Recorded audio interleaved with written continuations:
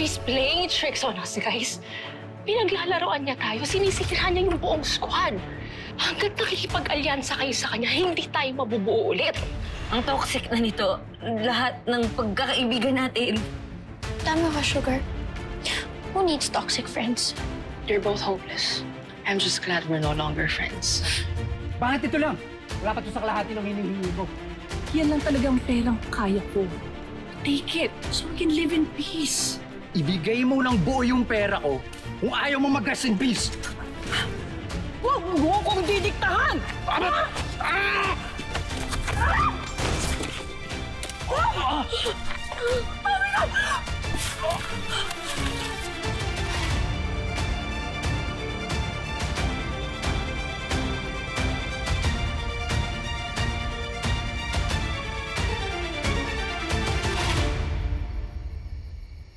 I saw everything. Pinatay mo siya. Now that you got me, papatayin mo rin ba ako? Ha? Now that you got me, sige, shoot me! Huwag na sa mukha ko, okay? Ayoko bakit ako mamatay. Pero sige, patayin mo na ako. Go! Patayin mo na ako. Patayin mo rin ako parang siya. What are you talking about? I saw everything. Pinatay mo siya. Ano nakita mo, Emily? Pinatay mo siya. Makitang-kita ko. You're confused, anak. Bakit ko na-imagine mo nakita mo? Ha? Are you drunk? Are you something? Stop gaslighting me! I saw everything. Pinatay mo siya. Shh! Quiet, anak! Hindi ko gustong gawin yun. Ito self-defense. Papatayin niya ako. Kaya inunahan ko siya.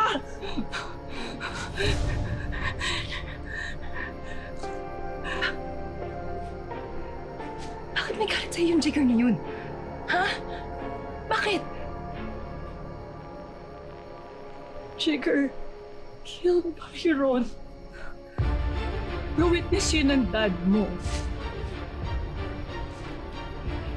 Hindi lang siya nakapagsumbong dahil nawala yung ebidensya. Yung pala gusto niyang iset up ang daddy mo as the killer.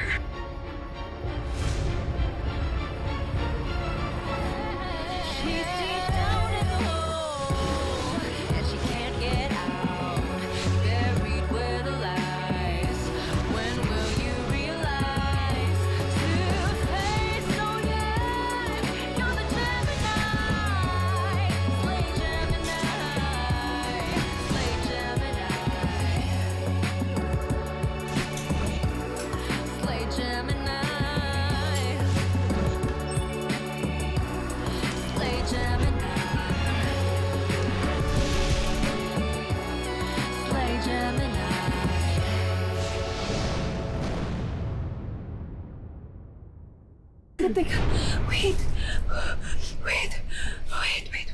Okay. Kung totoo man yan, bakit kailangan magtago ni Daddy?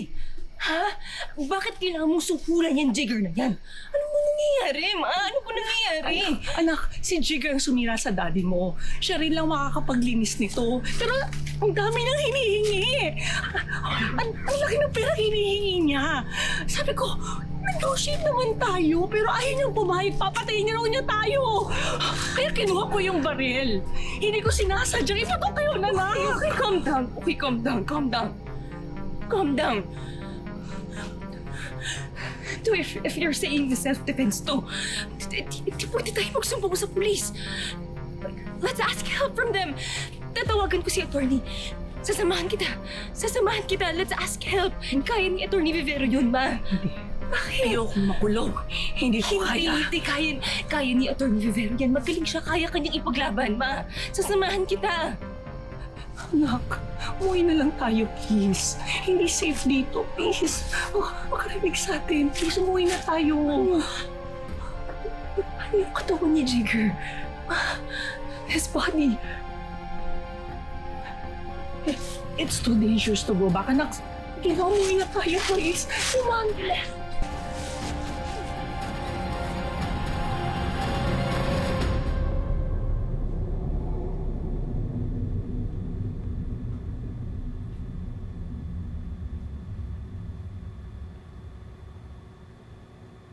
Anak, totoo ba to?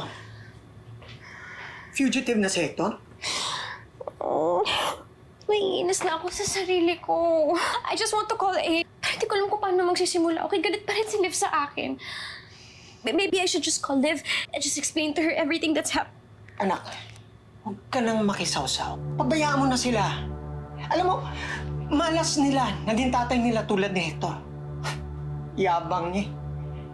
Tinaboy tayo para mga pusa. O ngayon? Sino ngayon ang parang pusa? Kal. Dad.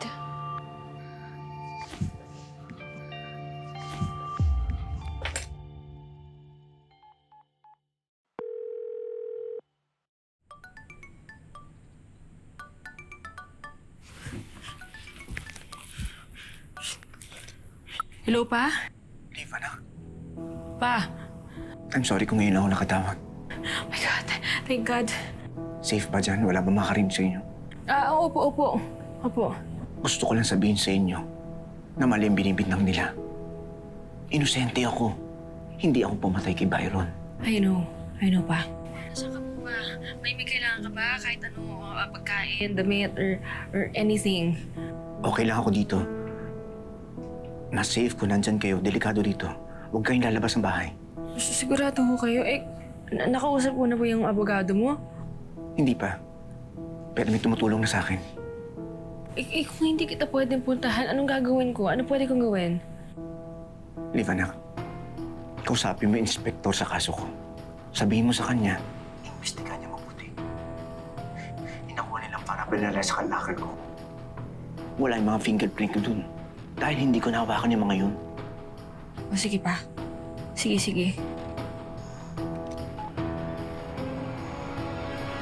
Dad, stop. Huwag kayo magsalita ng ganyan.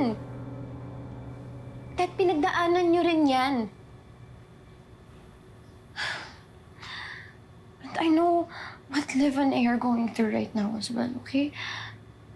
Alam ko yung feeling na hindi ka certain sa future mo. Alam ko rin yung fear na baka makulong yung dad mo anytime. No daughter should have to go through that.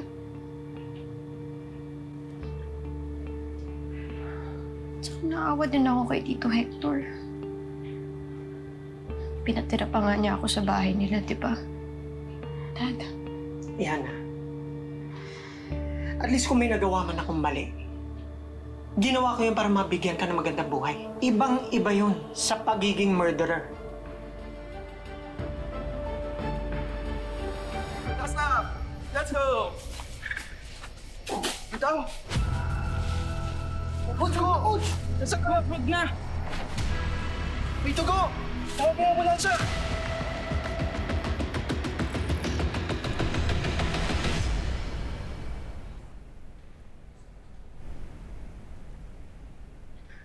Inspector, nakausap ko ulit yung papa ko. Sinabi ba niya kung nasan siya? Hindi po eh. Saglit lang po kami nag-usap na putol po agad eh. Pero may bilin ho siya sa akin. He said he's innocent and that he was being framed up. And I believe him. Expected na namin na yun ang sasabihin mo. Tatay mo siya eh.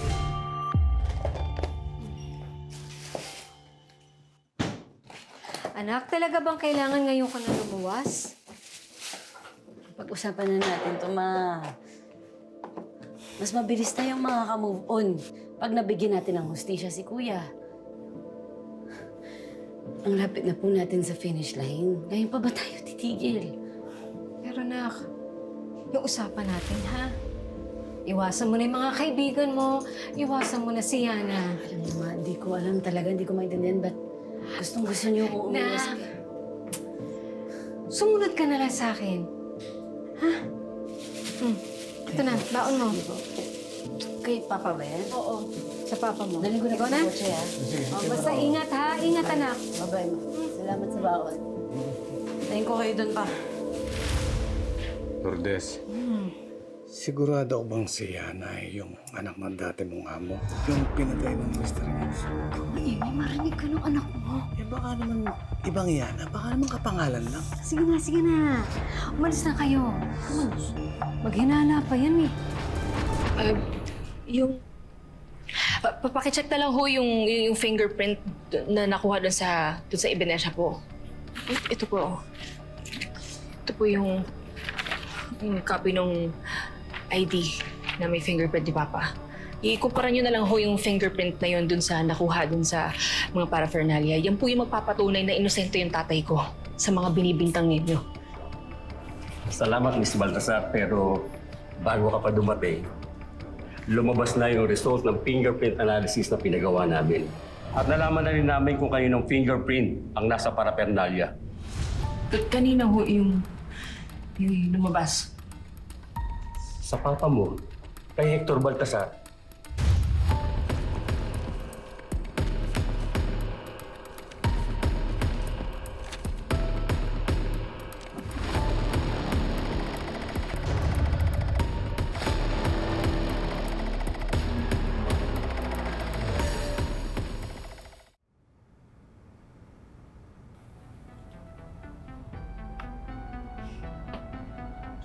Na-check na daw yung pera na natagpuan sa crime scene. Fingerprints lang ni Mendoza yung nakita. Posibleng naka-gloves yung assailant niya. Ano yun? Robbery pero iniwan yung pera? O baka may nangyaring double cross at napatay si Mendoza. Kung di niya kakayanin tong operasyon niya, he will be the third murder victim na connected sa gym. Sabi noon ni Inspector Katapang, there's no such thing as coincidences. Just unsolved mysteries. Hindi kaya konektado lahat ng patayan to? Byron Alvarez, Jack Zamora, Jigger Mendoza. Si Hector Baltazar, pinagselosan si Byron Alvarez, pinatay. Si Liv, niloloko ni Zack, pinatay. Eh ito, ano kayang atraso nito?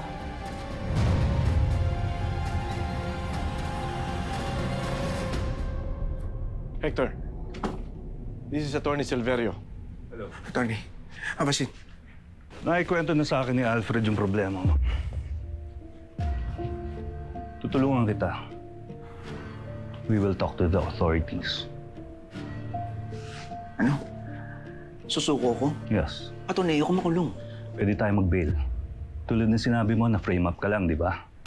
It's better to talk and cooperate kaysa magtago ka. Iwala lang, pre. Galing yan si Attorney. But first, we need to talk to your family.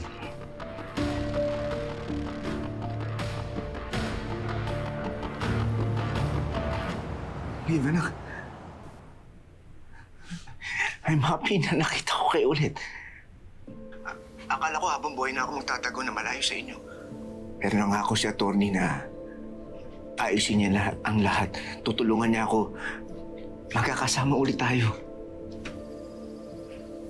Son, sa visitor's area sa kulungan. Huwag ka namang nega. Miss Baltasar, your father said he's innocent. Pati ho pala kayo, naututin niya. Liv, ano ba problema? Pre. Tony. Pati ba ikaw naniniwala sa mga binibintang nila? Wala ka ba tiwala sa papa mo? Meron pa! Meron! Eh, sinunod ko nga yung mga utos ninyo eh. Pinacheck ko yung mga fingerprints doon sa mga nakuha sa ebidensya. Pa, puro fingerprints mo yun nandun. Imposible! Lumabas na yung lab report. Your fingerprints are all over the evidences. Nasa black bag, nasa plastic sachet. Baka nagkakamali sila. Baka kasabot na nila nag-frame up sa akin ng polis. Dinidiin nila ako. Bakit ka naman ididiin? Eh, kanino ka ba nagkaroon ng atraso? Hindi ko alam. Hindi niyo alam. O baka naman nagkukunwa-kunwarihan na lang kayo. Parang pagtakpan namin kayo. Anak! Pa, Kayo po ba talaga pumatay kay Byron Alvarez?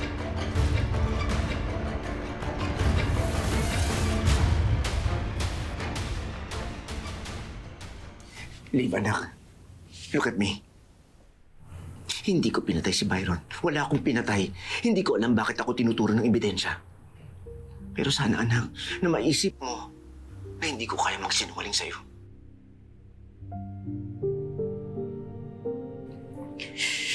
Pananiwala ako sa inyo eh. Naniwala kami ni Mama sa'yo. Pinaglaban ka namin. Nagkasira-sira kami ng mga kaibigan mo kasi naniwala ako sa'yo eh. Pero pinaikot yun lang pala ako. Sige. Papatunayan ko sa'yo na inosente ako. Susuko ko ngayon. Haharapin ko lahat ng kaso ko. Pero anak, isa lang pakiusap ko sa inyo. Huwag din niyo akong pabayaan. Sa inyo lang ako kumukuha ng lakas. Kailangan ko kayo sa tabi ko.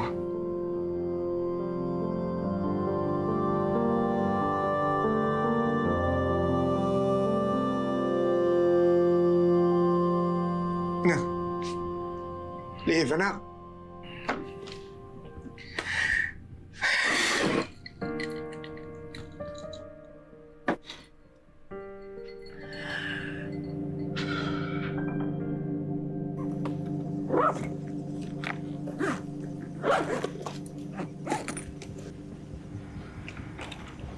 Yaya, asa si Mami? Asan siya? Ma! Ma, what is this? Where are you going?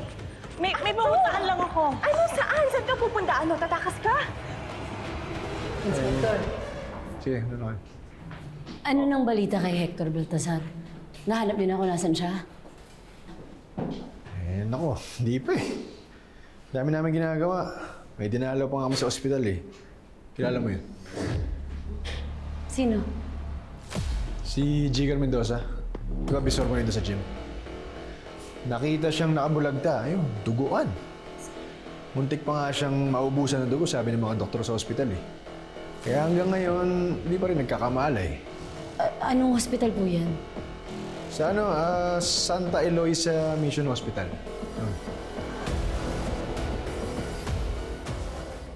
Pupunta lang ako. Please, let go, Amelie. Stop it. Ano? I'm not meant for prison. Ma, hindi ka naman ipapakulong eh. Maliwanag na self-defense yung ginawa mo. Hindi sigurado yan, Amelie. Paano kung pag-initan nila ako, gawin akong sample ng mga polis? That's what they're doing to your dad, right? Alam mo yung mga mahihirap, gustong-gusto nila kapag may mayayaman na tulad natin na nakukulong. It makes them feel better. Ma, please. Wala na nga si Daddy eh. Pati ba naman ikaw mawawala? Ma! Malaki ka na, Amelie. Kaya mo na yan. Or maybe you don't really care, no? Maybe you don't really care about me. Kasi ever since naman eh. Bata pa lang ako, wala ka nang ginawa kundi i-control ako ng i-control. You control me in everything that I do. Ang tingin mo sa akin, isang manika. Bakit di mo na lang kasi aminin, ha, Ma? Just face the fact. You don't really love me. You don't care for me. Ang hina-hina mo.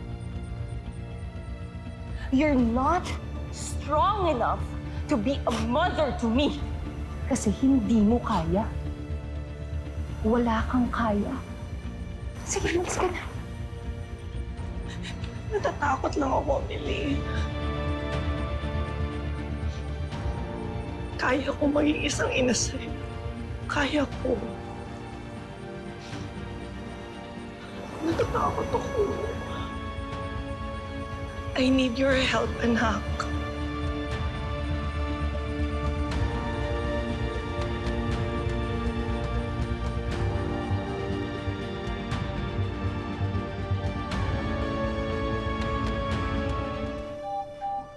Sir.